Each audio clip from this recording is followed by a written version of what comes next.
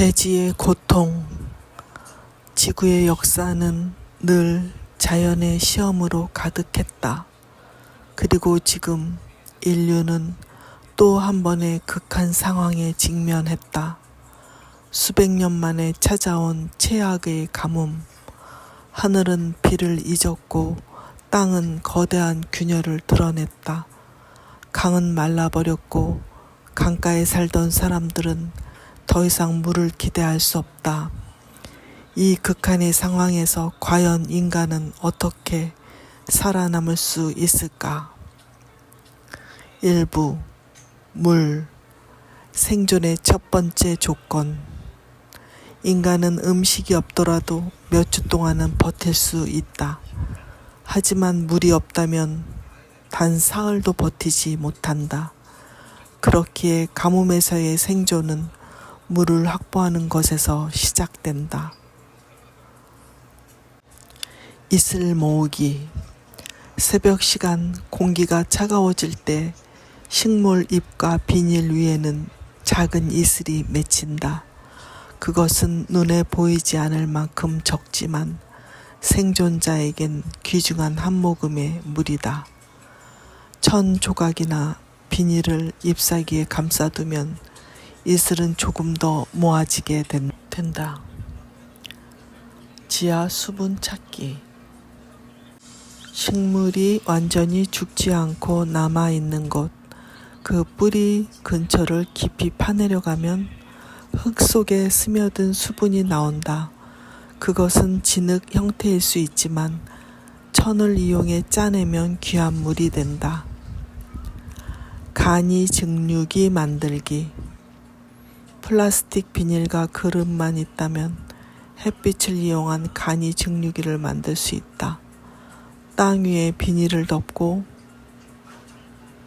돌로 눌러주면 수분이 증발해 비닐에 맺히고 다시 그릇으로 떨어진다. 작은 양일지라도 매일 반복하면 생존에 충분한 물을 얻을 수 있다. 2부 물을 아끼는 법. 물을 구했다 해도 안심할 수 없다. 진짜 생존은 전략에서 시작된다. 물을 음용 외의 용도로 절대 사용하지 않는다. 씻는 행위는 사치이며 한 모금이 곧 생명을 연장한다. 낮 동안의 활동은 최소화하고 기온이 내려가는 밤에만 이동한다. 땀은 곧 수분 손실로 이어지기 때문이다. 먹을 것을 선택할 때도 지혜가 필요하다. 건조한 곡물 대신 수분을 품은 과일이나 뿌리 채소를 먹는 것이 물을 절약하는 방법이다. 3부 음식의 확보. 물 다음으로 중요한 것은 음식이다. 하지만 가뭄은 식량 사정에도 직격탄을 날린다. 선인장은 가뭄의 땅에서도 살아남는 대표적인 식물이다. 그 속살은 귀중한 수분과 영양을 동시에 제공한다. 그러나 가시와 독성 부분을 제거하지 않으면 치명적일 수 있기에 반드시 조심해야 한다. 곤충은 저항력이 강하고 가뭄에서도 쉽게 구할 수 있는 단백질원이다. 작은 메뚜기나 개미도 삶을 이어가는데 충분하다. 만약 저장 식량이 있다면 최대한 오래 보존해야 한다. 곡물은 적은 양으로도 높은 에너지를 제공하므로 가뭄 속에서 가장 유용한 식량이다. 4부 태양으로부터 몸 지키기. 강렬한 태양은 단순한 불편이 아니다. 그것은 생존을 위협하는 가장 무서운 적이다. 사막 한가운데서도 단순한 그늘 하나가 체온을 10도 이상 낮출 수 있다. 돌이나 나무, 그림자, 심지어 천 한 장이라도 차양막을 만들어 햇빛을 막아야 한다.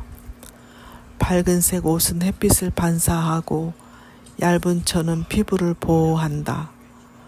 땀을 증발시키지 않고 유지하는 것이 곧 수분을 지키는 방법이다.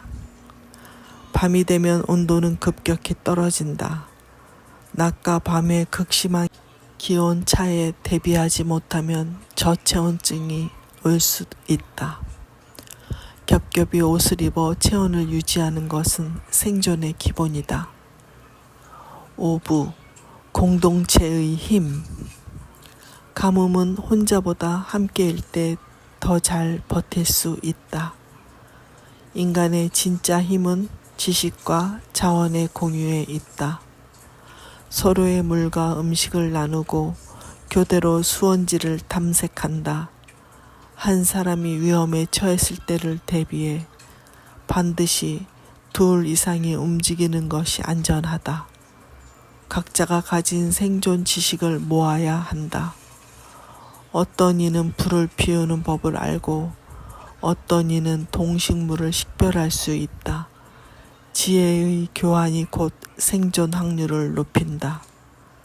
그리고 무엇보다 중요한 건 정신이다. 극한 상황에서는 두려움이 체력을 갉아먹는다. 희망을 잃지 않고 서로를 격려하는 것, 그것이 가장 큰 생존 무기다. 인간의 의지. 가장 강력한 가뭄 속에서도 생명은 끝내 길을 찾는다.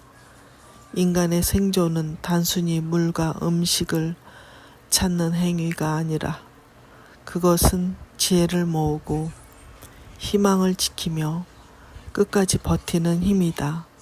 언젠가 비는 반드시 내릴 것이다. 그리고 그 순간까지 살아남는 자만이 미래를 맞이할 수 있다.